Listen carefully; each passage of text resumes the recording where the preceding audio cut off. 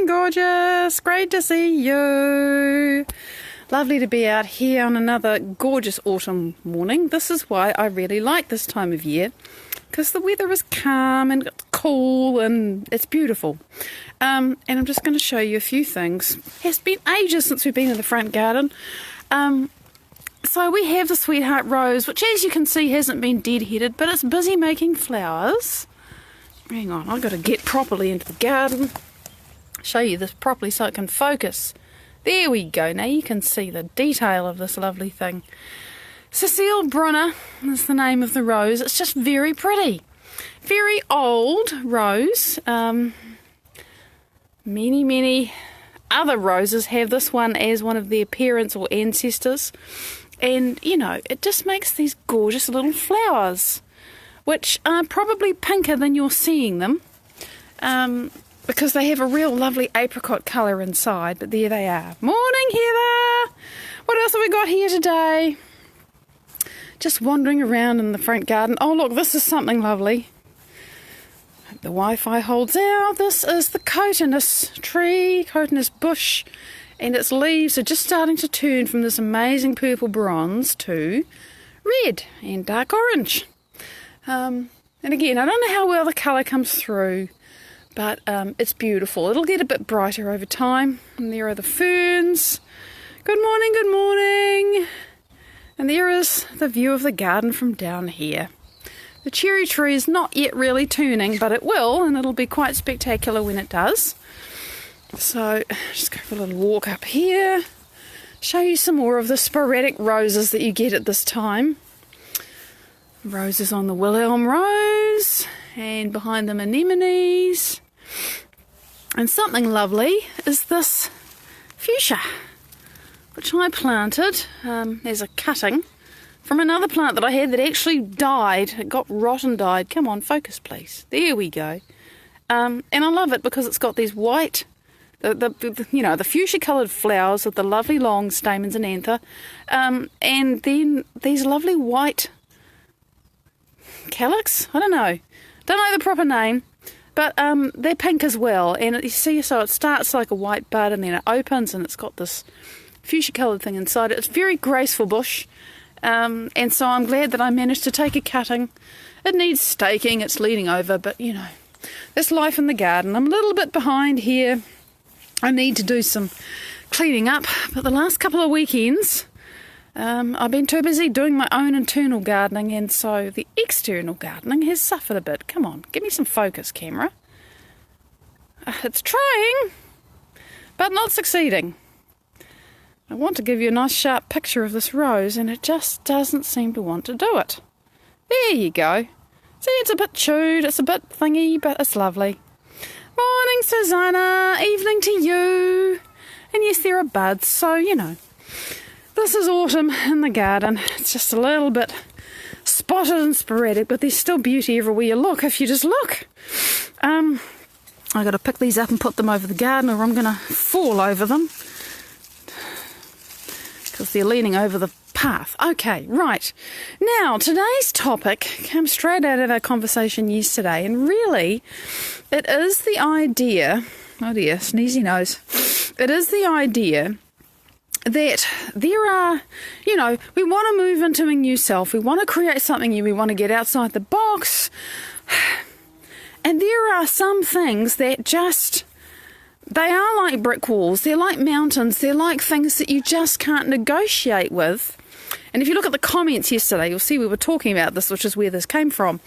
Because I was talking about money and, you know, my fears and the things that I've been becoming really conscious of in myself, which before I was not conscious about, you know, I'm much more scared about money than I realised, and you know, I don't feel safe, and it's all, you know.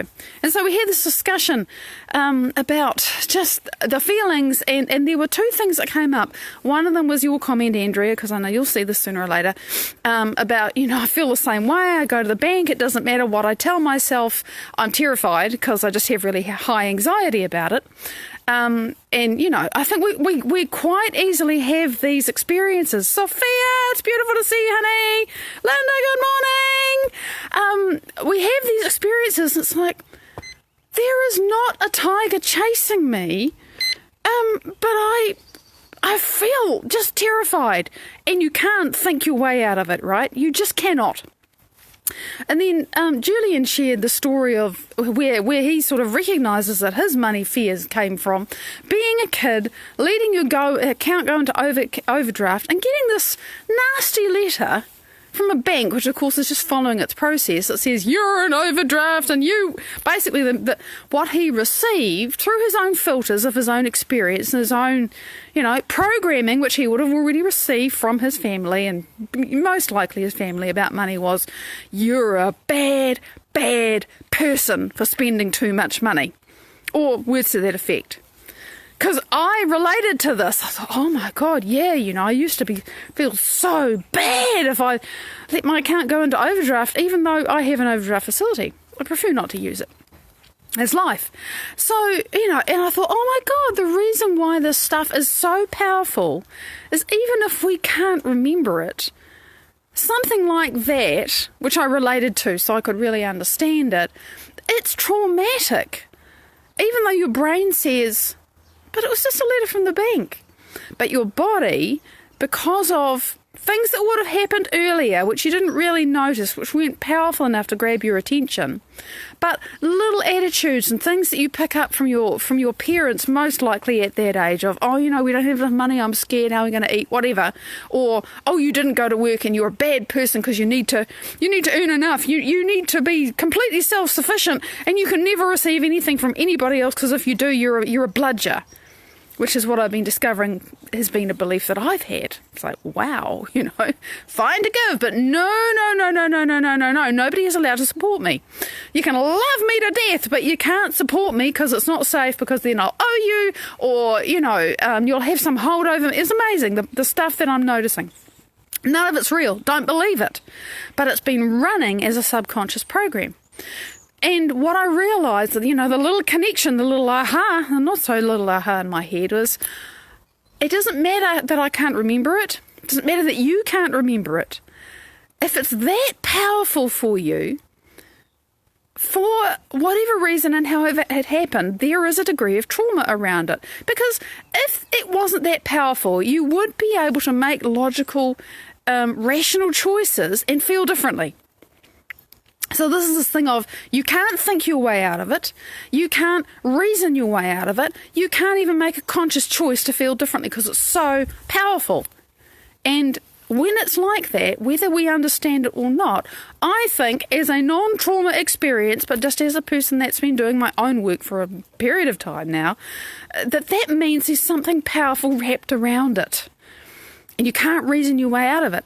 And so what I have learned about this now, and this is, again, I'm going to be referring to what I've learned from Dr. Joe Dispenza because it's so useful and so powerful if you know what to do with it, is that something like that, it means there is trauma, emotion, energy, experience literally stuck in your body. And that stuck emotional energy, which, by the way, happens as chemistry. Because remember, when you feel very upset or very unbalanced or very affected in some way, your brain makes chemistry, right? Your brain says hormonal centres, actually, it signals the hormonal centres. There's chemistry happens here that signals the hormonal centres, and then you get stress hormones. And if that keeps on happening and happening and happening and happening and happening, the stress hormones literally, they change the morphology of the body. The energy gets stuck literally in the body. That's why you feel the different stress emotions in the different parts of your body, because that's where you actually feel them, because it's the hormonal centres that produce them, right? So if you've had fear, you're either going to feel it in the pit of your gut or really in your belly. Because fear is often, fear relates to the gut, to the second energy centre, and not feeling safe, and, digestive problems and cancer in there. So much often, you can't make generalisations, but often it's about fear.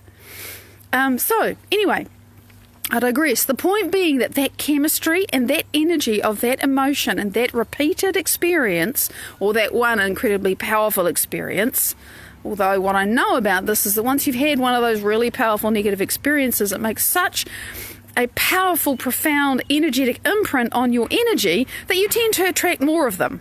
That's just how it works. Resonance, like attracts like. It gets stuck. Magda, good morning, beautiful. It literally gets stuck in your body. And that's why you can't think your way out of it. And it's why you still just react. You get triggered, that thing. You get triggered, you go off into the same pre-programmed response, which is, oh my God, I've got to run away from this tiger that's going to eat me. Or I need to kill this person that's going to kill me if I don't kill them. And you behave like the amped up animal because you're running on stress hormones. You think, why can I not handle this differently? And that's why. Because remember, when you get kicked into stress mode, either consciously or unconsciously, you allow yourself to react, or your body does this for you, because our bodies get programmed to be the mind of fear or stress or despair or sorrow or grief or loss or anger or bitterness or whatever it is, and they get programmed so well they can do it without us. And when that happens, when you're running on those stress hormones, remember, what happens is blood flow changes in your body. Okay, good morning, beauty. The energy gets pushed away from your digestion and from immunity and from things that are about repairing and keeping the body healthy and all that. That's why when something fearful arrives suddenly, you feel your gut twist, because that's the circulation shutting down. All the blood is taken away from there. It's directed to your periphery, to your limbs, to your muscles, to the heart. The pupils of the eyes dilate because you've got to look for the danger. That's where the energy goes. And in the brain, it gets shunted out of the frontal lobe, where your rational thinking mind is, the part of you that can inhibit reactions and emotions, and the part of you that can be like that. And all the energy gets sent to your hindbrain, the instinctual brain, the brain that needs to be switched on when you need to flee from danger or fight it. That's how it works.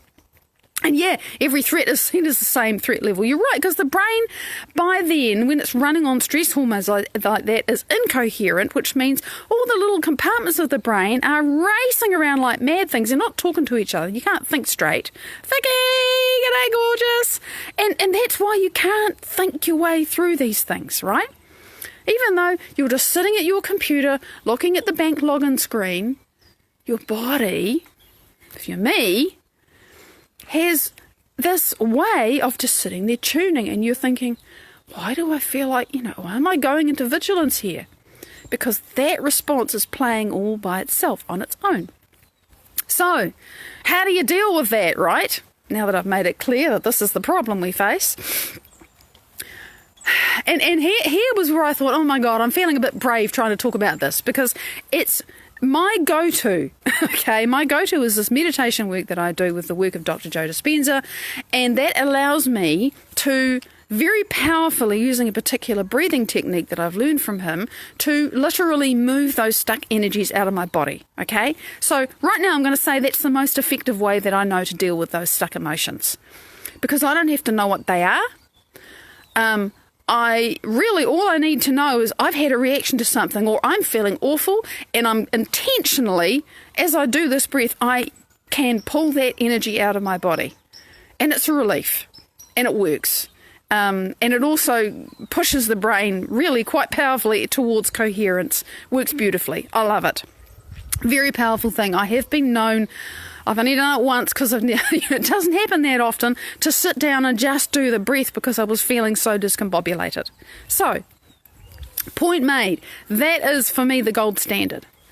But there are other ways of playing with this. If you realise that this is what's going on, your body, remember, is running the program of fear or anger or reactivity or hypervigilance or whatever for you, and you're just sitting there.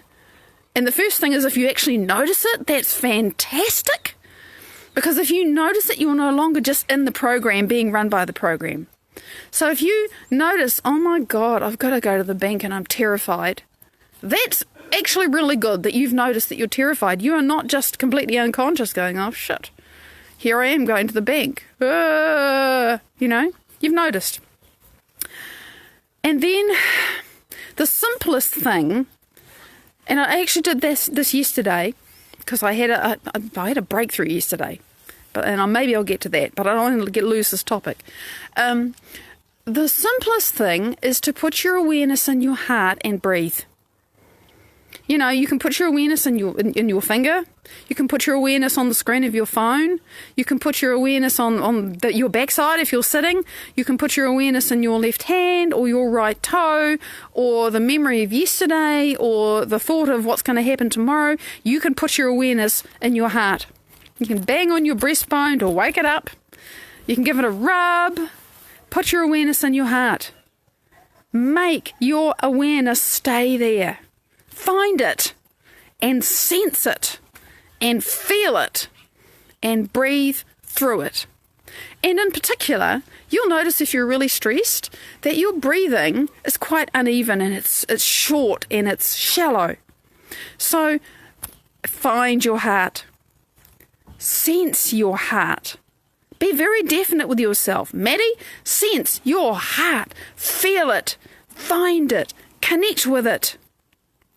And breathe through it. You can be very, like a strong leader to yourself. Say, come on, breathe through your heart, Maddie. Come on, do this. And you very determinedly and dedicatedly put your attention in your heart and you lengthen your breath. And you know, if you're feeling really wound up, you might go...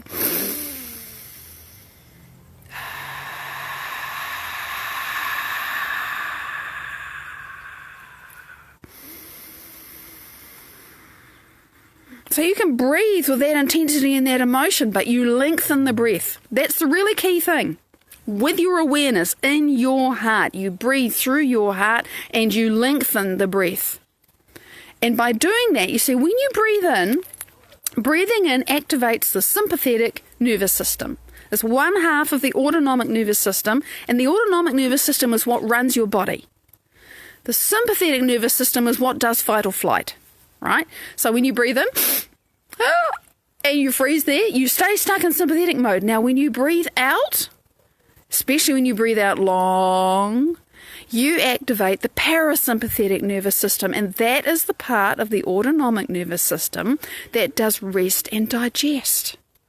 And the more you breathe out and you lengthen the out-breath and you use your intensity and your emotion and your fear or your sorrow or whatever it is to breathe out. And breathe out until you really want to breathe in. I don't mean go blue in the face. I mean breathe out until you actually feel your body saying, okay, oxygen's going to be nice now. Breathe out. Very determinedly bring your breath in and out of your heart. And you start to wrap your awareness, your sensing, your feeling, your connecting with your heart and breathing in and out of it. Okay? That is the most basic and powerful and effective thing that I can offer you. And if you can do 10 breaths that way, you are going to shift your state. Now, it does mean you have to stop, sit down, or, stop your car. You're outside of the bank. Okay, now I'm going to actually really acknowledge my fear and breathe this deeply in and out of me, if that's what you have to do. But as you do this, as you master and connect with your autonomic nervous system, you say, okay, sympathetic, I'm breathing in. Autonomic.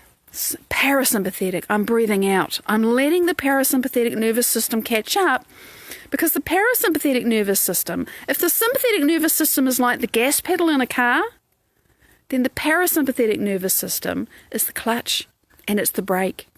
It slows things down. That's why breathing's so powerful and so useful and so important. And if you can just take charge of yourself enough, like a leader, like a parent saying, oi, kid, come on, sit down, we're going to do this, 10 breaths, I don't care what else, we're just going to do this. And you make yourself pay attention to it, because you can, even though your brain is going to race off and say, but there's a tiger outside the window. Yeah, okay, whatever, we're going to breathe now. Even 10 breaths, you're going to change your state. Now, you may have to sit for more, or stand, or lie, or whatever it is for more than that. But that is the most basic thing. If you want to take it a step further, you can imagine that your breath is coming from all around you. All around you. Julian, Facebook's finally told me you're here. It's great that you're here, sweet man. Imagine your breath coming from all around you. So you're not like how all the rays of the sun go out in all directions. If you stick yourself in the middle of the sun and your breath is the rays coming back to you in reverse, right? So you breathe in like that. Oh, doesn't that feel good? I can feel you playing with this in the field. It's instant. Just play with that. And as you breathe out, remember you're lengthening that breath with great determination and clarity. Morning, Sharon! You are letting that breath go out from you in all of those directions like the infinite rays of the sun. Now you're doing a convergent divergent focus. Now you are focusing in on your heart with every in-breath. And then you are opening your focus, you are broadening your focus with every out-breath. That is going to help your brain come into coherence and you are going to feel better. But you also need to realise that you might have a bit of a wrestle with the part of with your brain and your body that are used to running around like a headless chicken in fear or anger or whatever it is, reactivity. So this is why I'm saying be the leader, be the master, command your destiny, and realise I have to really step up and be a leader to myself now. This is what I mean by choosing who we're going to be. Sometimes it can be that basic. I looked at the clock, it said 21:21. I got to stop. So maybe I'll get to tell you my story of yesterday tomorrow. There isn't time now, but this is key. We got to master ourselves, and to do that we have to acknowledge that there's stuff going on which is making us very incoherent and leaving the body stuck in stress, and we have to do something to shift it. And this is a really simple, science-based, repeatable, effective way to start doing that. Because when you get coherent, right, when you master some degree of the open focus and your brain calms down, there's more stuff you can do. But at the very least, you're calmer. When you're calmer, you have an opportunity, if you know how, to go into your autonomic nervous system and start shifting that stuck energy. But you certainly can't do it when you're in chaos. Salira, it's great to see you, gorgeous being. I'm just finishing. It's lovely to greet you. Enjoy the replay if you wish. It's a beautiful day. I'm going to show you the sky through the cherry tree. I mean, isn't that a poster shot, really? It's quite arty with the, there's nothing missing. And it's so still. Look, the leaves are barely moving. And you can hear the birds. So that's my morning. Thank you for sharing with me. I will see you in about 3.5 hours, if it suits for you. I'm going to give you an update on our Sangre Gomez in the Gambia. It's very interesting for them right now. So, if you can join us, I look forward to seeing you. Big love. Thanks for joining. Bye-bye.